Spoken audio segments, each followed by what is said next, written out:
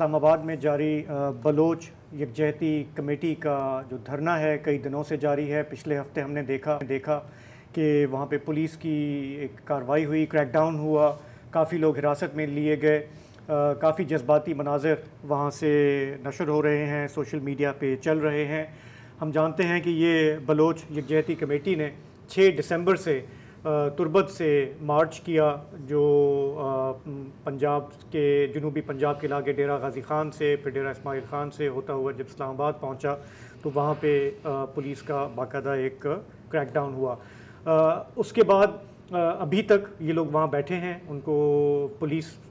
आसपास मौजूद है बज़ाहिर उनकी सिक्योरिटी के लिए, लेकिन उसके बावजूद कल रात भी ये रिपोर्ट्स आई, उनका ये इल्ज़ाम है कि सफ़ेद वीगो एक आई, उसमें नकाबपोश लोग थे, नामालूम अफराद थे, उन्होंने आके इनका जो साउंड सिस्टम है वो उठा के चले गए। वहाँ पे जो लोग बैठे हैं, जो बूढ़ी औरतें हैं, जो बच्चे हैं, बच्चियाँ हैं, वो उन लापता अफराद की बाजियाबी का मुतालबा कर रही हैं जो कई साल से जिनका कोई नामो निशान नहीं है, और वो इस साउंड सिस्टम के ज़रिए अपनी बिपता बताते हैं, अपना तकारीर करते हैं। सिचुएशन अभी क्या है? अब से कुछ देर पहले हमने इस्लामाबाद में नामा निगार हैं शकील करार, उनसे रब्ता किया और सबसे पहले मैंने उनसे यही पूछा कि 2-4 दिन पहले हमने देखा कि हुकूमती कमेटी एक 3 वज़रा पर मुश्तमिल और गवर्नर बलूचिस्तान पर, उसने जाके इनसे मुज़ाकरात भी किए थे, तो अब वहाँ की सूरत हाल क्या है?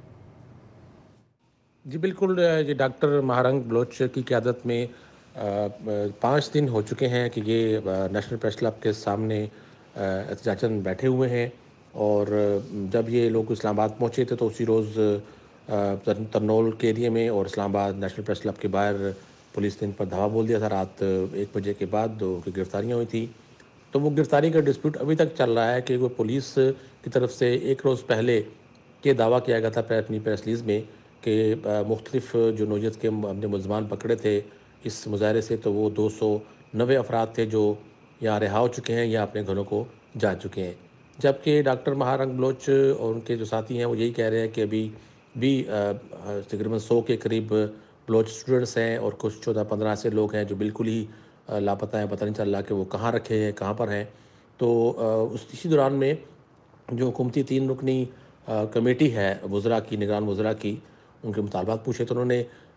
सबसे पहले यही कहा था कि जो हमारे गिरफ़्तार लोग हैं उनको रिहा किया जाए और जो एफ़आईआर दर्ज है उसको ख़ारिज किया जाए। तो उस पर यकीन दहानी कराई दी थी कि हम तमाम जो गिरफ़्तार हैं उनको रिहा कर देंगे। लेकिन